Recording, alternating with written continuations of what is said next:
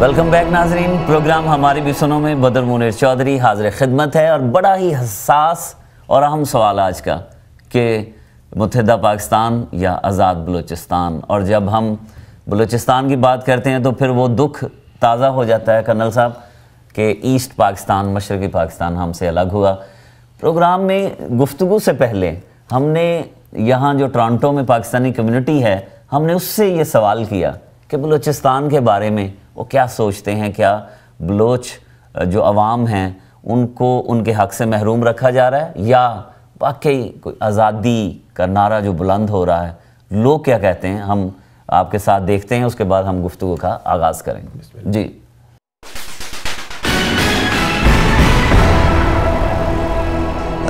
نہیں، آلریڈی ہم نے اپنا ایک بازو جو ہے گوا دیا ہے. یہ اپنا پالیٹیشنز جو ہیں they have to make the major role, کیونکہ جو میں پچھلے 1-2 مہینے سے جو پروگرام دیکھ رہا ہوں اس میں اپنا جو ہے آئی واز ویری ہرٹڈ کہ اپنا جو پارٹیشنز جو ہیں وہ پولیٹیشنز جو ہیں وہ انہوں نے انف حق ادا نہیں کیا اپنا جو ہے ٹو برنگ دیم. انہوں نے اپنا جو ہے فورس سے جو ہے وہ بلوچستان کو جو ہے وہ ٹرائی ٹو کنٹرول دیٹ. لیکن کوئی بھی چیز جو ہے it's a part of Pakistan now, so they should be making a positive to bring those people among with them in order to let them walk through rather than کہ by force ان کو جو ہے وہ کریں to make them to come into the Pakistan. That's not the way. سر وہ پنجابی کے خلاف ہو کے نعرہ لگ گیا نا، جیسے جی ایم حاضر کا نعرہ لگ گیا تھا، تو ویسے ہی بلوچستان میں بھی وہ بلوچیوں کا بلوچ ہے، کہتے ہیں ہمارے پختون، کہتے ہیں ہماری اپنی کنٹری ہے پختون نا، تو وہ کہتے ہیں that you go back to Punjab. اچھا، بلوچستان کو پاکستان کا حصہ رہنا چاہیے؟ Of course Balochistan is beautiful part of Pakistan. وہ بالکل پاکستان کیوں نہیں سر، اپنا پاکستان. 4 تو صوبے ہمارے اور وہ بھی آپس میں بس لڑ رہے ہیں. اللہ پاک خیر کرے خدا تعالیٰ. دیکھیں، ہم ایک تجربہ کر چکے ہیں پہلے، یہ 1971 میں مشرقی پاکستان کے ساتھ یہی ہوا ہے جو کہ بلوچستان کے ساتھ ہو رہا ہے. اب میں یہ کہوں گا کہ ان کو ہر صورت میں ان کو حقوق ملنا چاہیے. وہ پاکستانی ہیں.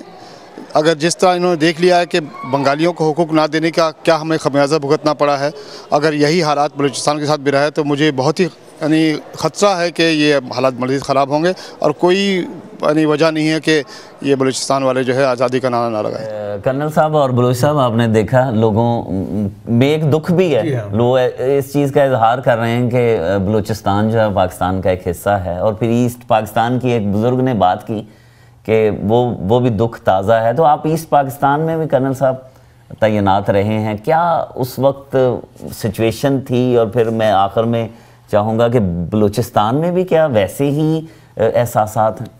ایسٹ پاکستان جو ہے اس میں تو یہ حال تھا کہ وہاں کے لوگوں نے پاکستان بنایا تھا اور ان کو پاکستان سے بہت سخت لگاؤ تھا.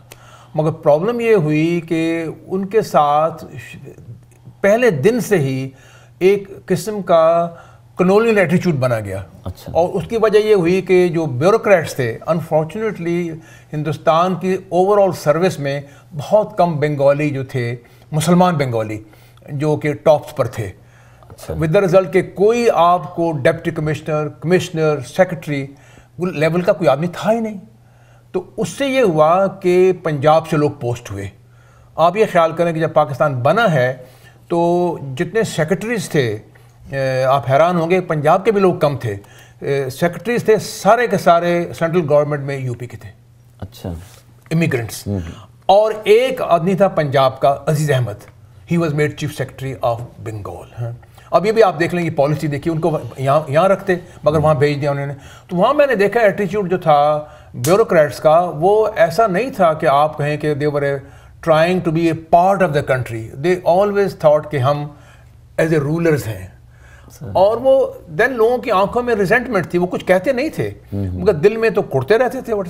اور یہ میں نے فیل کیا خود 1960 میں جا کر. میں نے اس کے اوپر ایک پیپر بھی لکھا تھا جو میں نے سبمٹ کیا کہ بھئی یہ حالت یہ ہے کہ یہ لوگ اب میرا خیال ہے زیادہ دیر ہمارے ساتھ نہیں رہ سکتے. آپ نے آرمی کے اعلیٰ حکام کو بھیجا؟ ہاں، مگر وہ ہر چدر کان نمک رفت نمک شد. اچھا، وہی حال ہوا. کیونکہ وہ کہنے لگے ان کو اسلام پڑھائیے. اب اسلام ان کو کیا پڑھائے؟ میں نے ان کو بتایا کہ ہم سے زیادہ اچھے مسلمان ہیں، 5 وقت نماز پڑھتے ہیں. شام کو آپ بوڑھی گنگا میں جائیں تو دریا میں عین شام کا وقت ہوتا ہے، کشتی میں فیملی ہیڈ کھڑا ہوا ہے اور نماز لیڈ کر رہا ہے اپنی فیملی کی.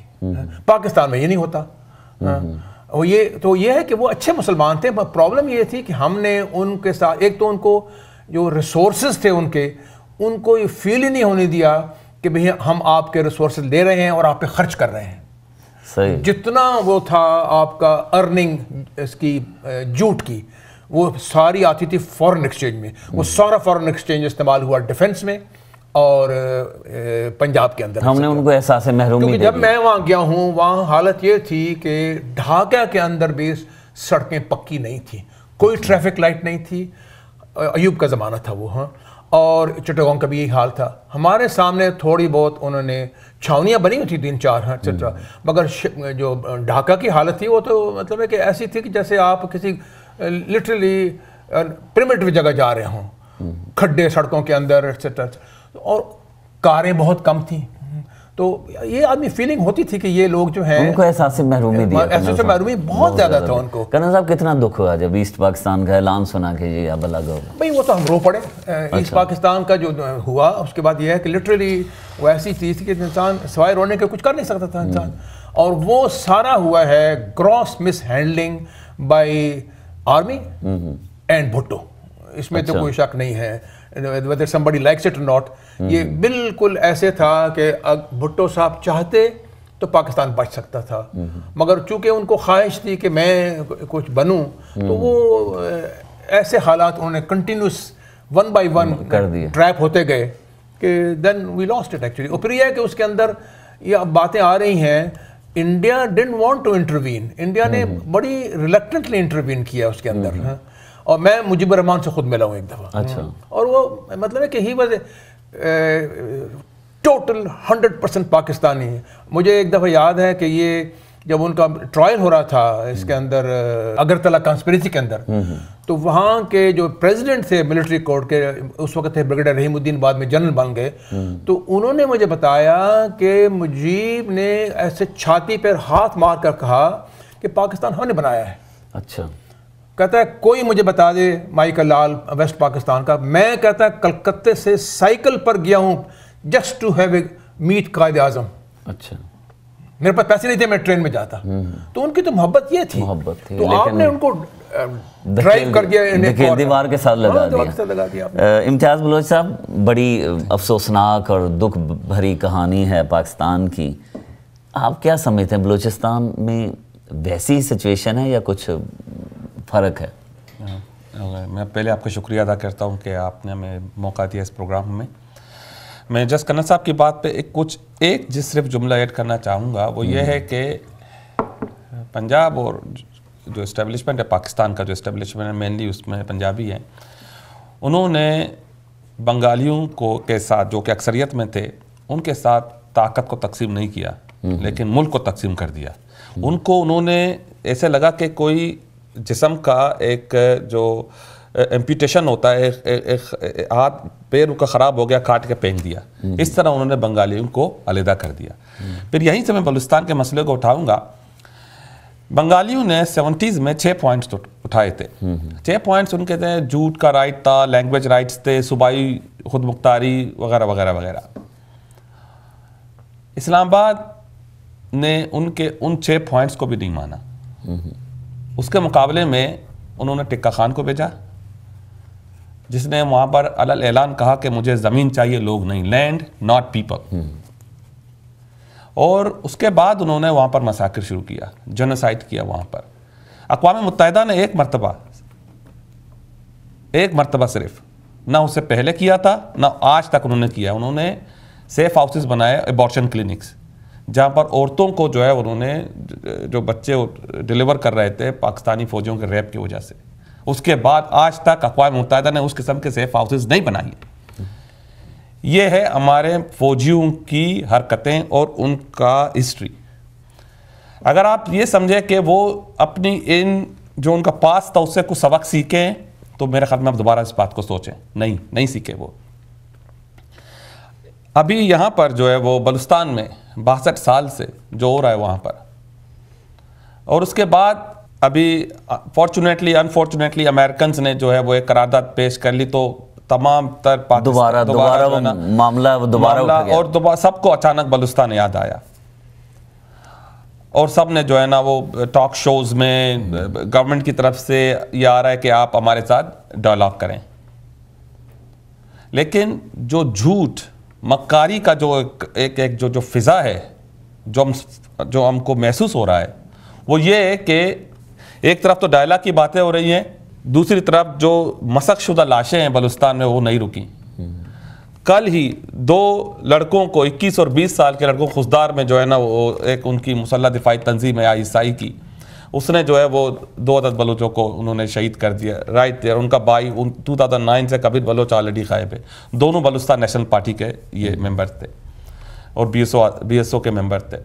उससे एक दिन पहले एक लड़का जर्नलिस्ट है Wajid Bloch, if I am not wrong, वो उत्तर यूनिवर्सिटी का स्टूडेंट है, वो आ रहा था पसनी से 0 पॉइंट से, उसको आईएसआई वालों ने और ये जो एमआई वालों ने उसको उठा के ले गए।